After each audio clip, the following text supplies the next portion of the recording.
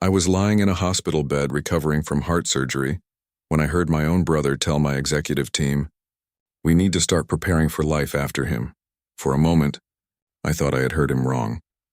Then I looked at the faces on the screen. Nobody disagreed. Nobody laughed. Nobody said, "He's coming back." A few minutes later, my wife sat beside my bed, squeezed my hand, and quietly told me retirement papers were already being prepared. 3 weeks later, I discovered they were trying to take control of the company I had spent 35 years building. They thought I was too weak to stop them. They thought they had already won. They were wrong. Let me take you back to how it all started. When this happened, I was 61 years old. For most of my life, I had worked, not because I loved working, because I loved providing. I started my logistics company with a used delivery truck, a borrowed warehouse, and more determination than common sense.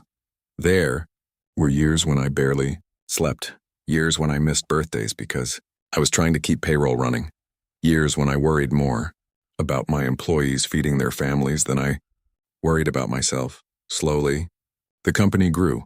1 truck became 5, 5 became 50, then warehouses came, then contracts, then success.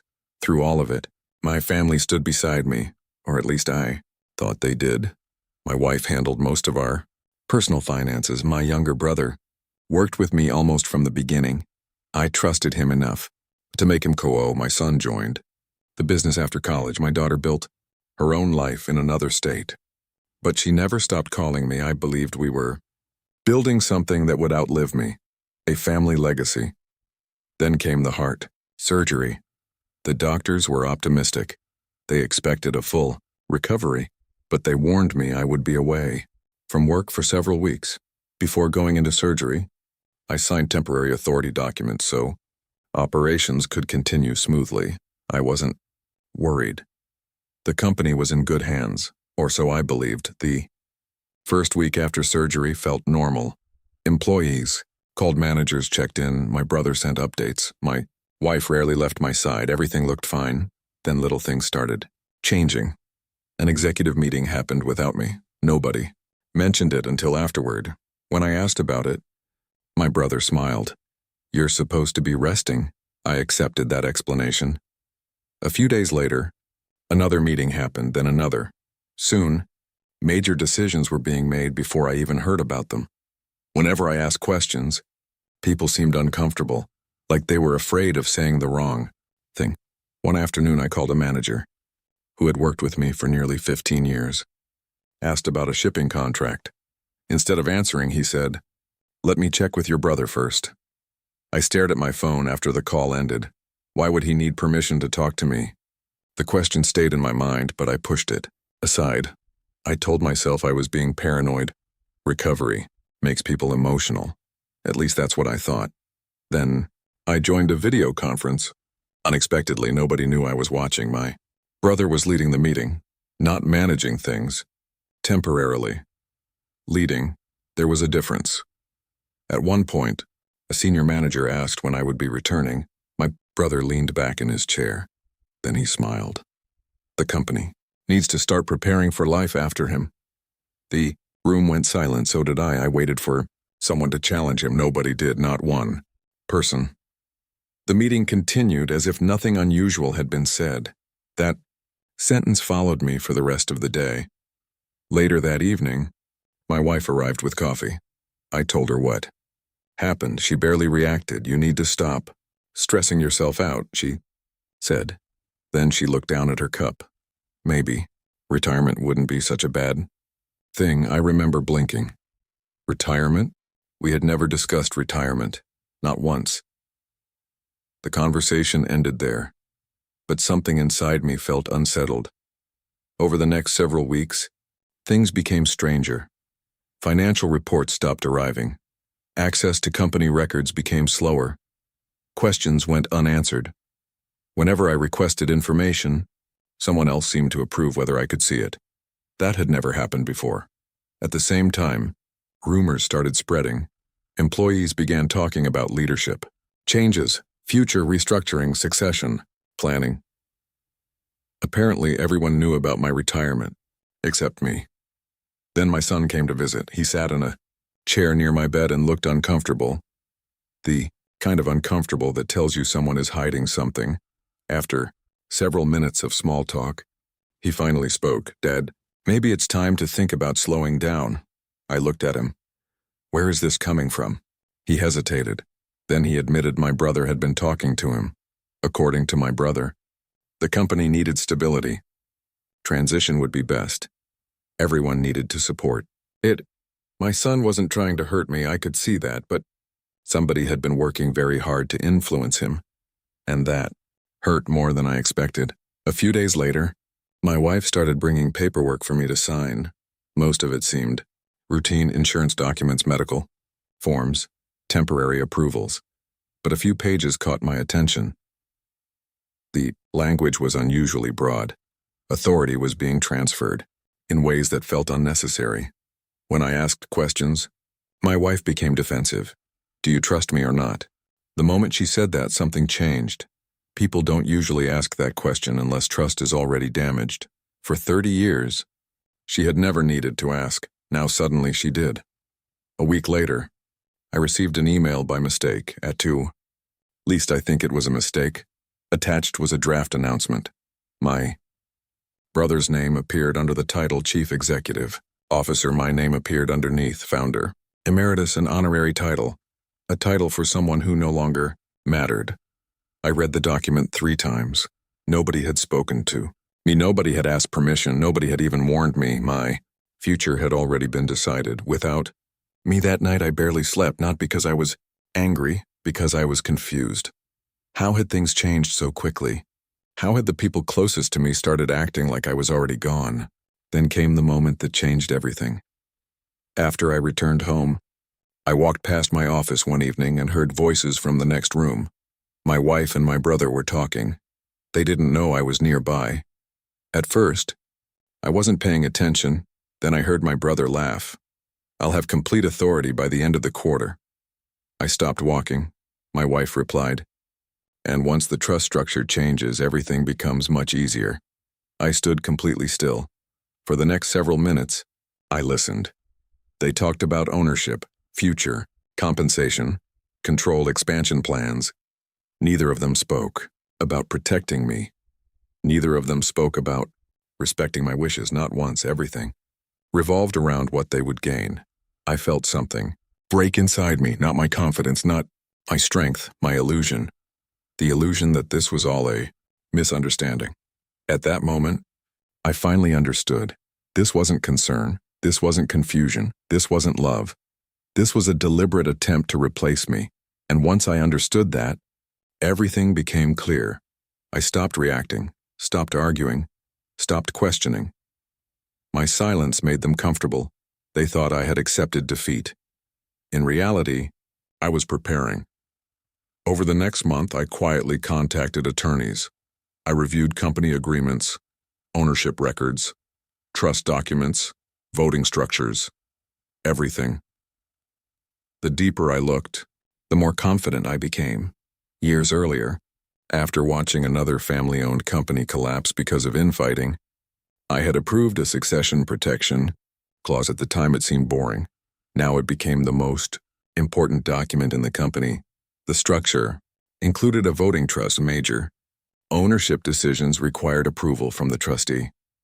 That trustee wasn't me, it was my daughter. I actually laughed when I discovered it, not because it was funny, because nobody else seemed to remember, not my wife, not my brother, not anyone. Meanwhile, their confidence continued growing. My brother began acting like the future owner. He promised promotions, talked about long-term plans, made decisions that assumed permanent control. My wife started discussing family finances as if everything already belonged to them. They weren't planning a takeover anymore. They believed they had already succeeded. Eventually, the official transition ceremony was announced. Executives, managers, business partners, employees, family, members, everyone would be there. The purpose was obvious. My brother would be introduced as the future leader. I agreed to attend. That decision made them even more confident. They thought my silence meant surrender. The day of the event, Arrived, the ballroom was packed. People were smiling, congratulating my brother, congratulating my wife, talking about the future. I simply sat down and waited. My brother stepped onto the stage. He thanked employees, praised the company, talked about growth. Then he began discussing the transition. That was when my attorney stood up. The room immediately became quiet. My brother stopped speaking. My attorney calmly requested permission to address several legal matters connected to the transition. Confusion spread across the room. Documents were distributed. People started reading. My brother grabbed his copy. My wife grabbed hers, and then I watched the color leave their faces. My attorney explained that the documents granting temporary authority during my recovery did exactly that. Temporary authority. Nothing more. No ownership transfer. No permanent leadership rights. No succession authority. Then he introduced the second document, the Succession Protection Clause, the voting trust, the approval requirement. My daughter stood up. The room turned toward her. My attorney asked a simple question. Did she approve the transition? My daughter didn't hesitate. No. One word. Everything collapsed. The transition stopped instantly. The leadership plan disappeared. The ownership strategy died. Every assumption they had built their future around vanished in seconds. People started rereading documents. Executives exchanged looks. Employees whispered. Suddenly, every strange event from the previous months made sense. The pressure, the secrecy, the rushed paperwork, the manipulation, the confidence. All of it had been built on a false belief. My brother looked stunned. My wife couldn't even meet my eyes. I stood up. The room became silent. I didn't yell. I didn't insult anyone. I didn't humiliate anyone. I simply said, "The company isn't changing leadership today." Then I sat back down. That was enough. The fallout began immediately. The board ordered a complete review of decisions made during my recovery. Outside auditors examined company records. Internal investigators reviewed approvals. The findings were ugly. Several decisions made by my brother exposed the company to unnecessary risk. Others appeared designed to strengthen his future authority. Within weeks, support for him disappeared. Executives who had once praised him backed away. Managers stopped defending him. Facts are powerful things. Eventually, he lost his executive position, not because I demanded revenge, because the evidence justified it. My wife also lost authority over major financial decisions. Once ownership structures were reorganized, for the first time neither of them controlled the story. The truth did. One evening my son visited my office. He looked exhausted, ashamed. He sat across from me and stared at the floor. "I'm sorry, Dad." For a few seconds neither of us spoke. Then I nodded. "You trusted the wrong people." He looked up. "Can you forgive me?" I smiled.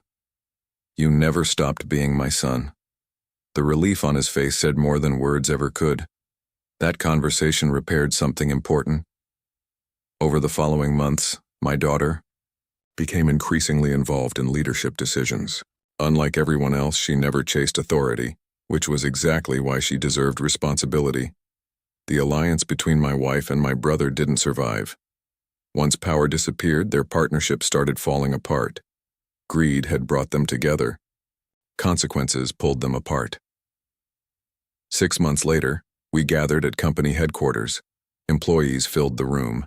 Managers lined the walls. Attorneys sat near the front. A new succession plan rested on the table, one designed specifically to prevent future manipulation. I signed it. Then I stood and handed the leadership portfolio to my daughter. The room erupted into applause.